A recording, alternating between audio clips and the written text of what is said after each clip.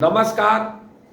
मैं डीवी सिंह कोटा से IIT JEE का फैकल्टी जो गत 25 ईयर से आईआईटी जेई के प्रिपरेशन के लिए आईआईटी फी सेंटर चला रहा हूं। मैं ऑनलाइन क्लासेज भी लेता हूं। जो टीचर अपने को आईआईटी जेई के लिए अपग्रेड करना चाहते हैं या आईआईटी जेई का फैकल्टी बनना चाहते हैं, उनके लिए भी मैं आईआईटी जेई का ट्रेनिंग कैंप चलाता हूं। मैं आज बहुत अच्छा टॉपिक लेकर आऊं। बहुत मजेदार टॉपिक है कि क्या टेम्परेचर बढ़ने से बॉडी का रेस्ट मास यानी मास बढ़ जाता है। तो ये टॉपिक रिलेटिविस्टिक फिजिक्स से रिलेटेड है। जनरली क्लासिकल फिजिक्स में हम लोग मास और एनर्जी को अलग अलग लेकर चलते हैं, और मास की बात हम करते हैं, एनर्जी की बात करते हैं, तो उसके इंटरनल स्ट्रक्चर पर जनरली हम डिस्कशन नहीं करते हैं। रिलेटिविस्टिक फिजिक्स का नाम आए और आइंस्टाइन का नाम ना आवे, ऐसा हो नहीं सकता।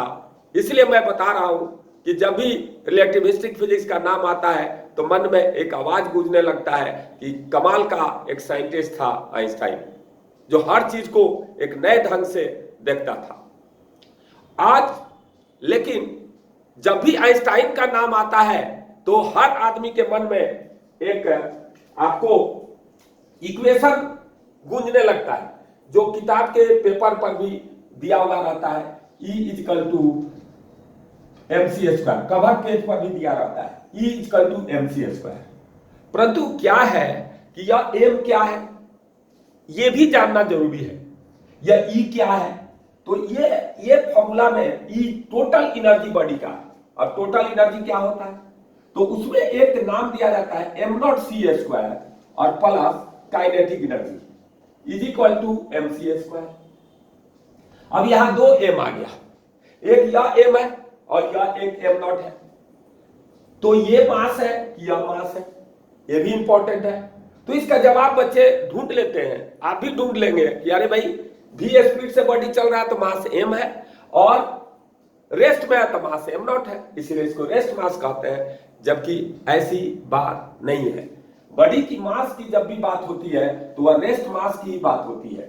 यानी बॉडी का मास यह है, यह m जो है रिलेटिविस्टिक मास है, और यह एक मैथमेटिकली कंस्ट्रक्ट मास है। ये जो है आपको एक मैथमेटिकली कंस्ट्रक्ट मास है, जिसको जनरली आदमी नाम देता है रिलेटिविस्टिक मास। मोमेंटम से आया है। अगर यह मास होता तो जैसे हमारा काइनेटिक एनर्जी का फॉर्मूला होता है हाफ mv स्क्वायर, हमारा काइनेटिक एनर्जी का फॉर्मूला क्या होता है, हाफ mv स्क्वायर। अगर यह मास होता तो v स्पीड से बॉडी चलता है तो उसकी काइनेटिक एनर्जी इतनी आती।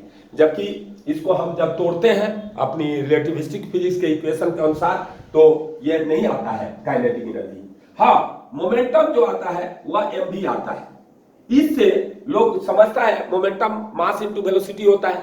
तो ये जब निकाला जाता है तो यह m यह होता है। परंतु यह आप पर डिपेंड करता है। वेलोसिटी का इफेक्ट यानी स्पीड का इफेक्ट आप मास में ना लेकर के इसमें ले सकते हैं, इसमें v में भी ले सकते हैं। इसीलिए ऐसा नहीं है कि यह आपको रिलेटिविस्टिक मास ही लेना जरूरी है। यहाँ रेस्ट मास यूज करके हम v में वेलोसिटी जो आप बॉडी के इफेक्ट को हम इंक्लूड कर सकते हैं। इसीलिए यह मास नहीं है, यह मैथमेटिकली कंस्ट्रक्ट मास है, जिसका नाम दिया जाता है रिलेटिविस्टिक मास।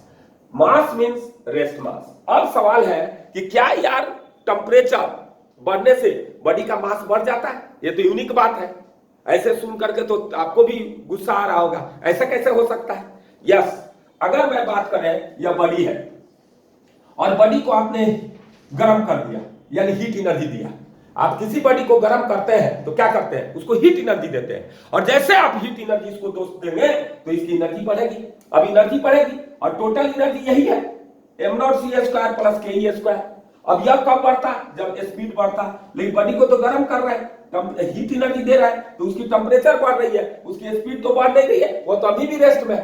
कोई बॉडी को हम गर्म करते हैं तो वह थोड़े चलना शुरू कर देता है, यानी अभी भी यह रेस्ट में है। तो यह रेस्ट में है फिर भी एनर्जी बढ़ गई। तो इस इक्वेशन में देखिए ये तो बढ़ा नहीं, तो एनर्जी कैसे बढ़ गया भाई?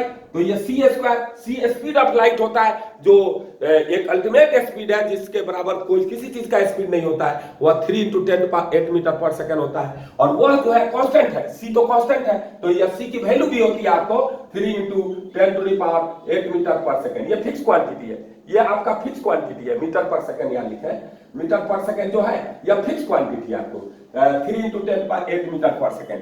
लेकिन यह नहीं बढ़ा, ये नहीं बढ़ा, ये सी नहीं बढ़ सकता, तो ये एम नॉट बढ़ेगा।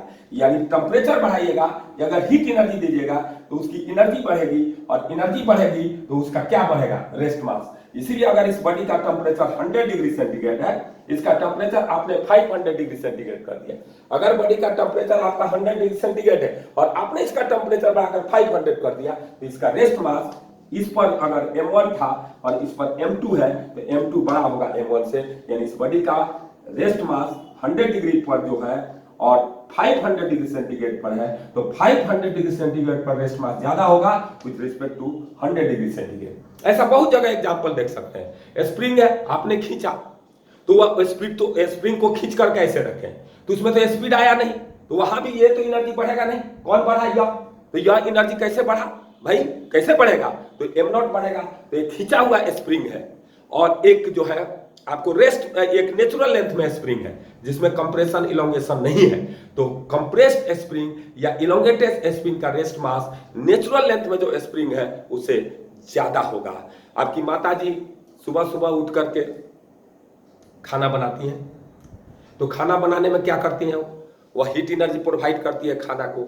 अब हीट एनर्जी प्रोवाइड करती है तो ऐसा नहीं है कढ़ाई दौड़ना शुरू कर देता है, कढ़ाई तो रेस्ट में है, उसमें का खाना भी बन जो रहा कुक हो रहा है वो भी रेस्ट में है, परंतु उसमें हीट एनर्जी प्रोवाइड हम कर रहे हैं, हीट एनर्जी ऐड कर रहे हैं, तो क्या हो रहा है? उससे उसका रेस्ट मास बढ़ जा रहा है। तो इसका शाब्दिक और माने सिंपल एक हम निचोड़ निकालते हैं कि टेम्परेचर बढ़ाने से रेस्ट मास बॉडी का बढ़ जाएगा। मैं आशा करता हूं कि इस लेक्चर से आपको बहुत सी छोटी छोटी कंफ्यूजन क्लियर हुआ होगा रिलेटिविस्टिक फिजिक्स में। Thank you.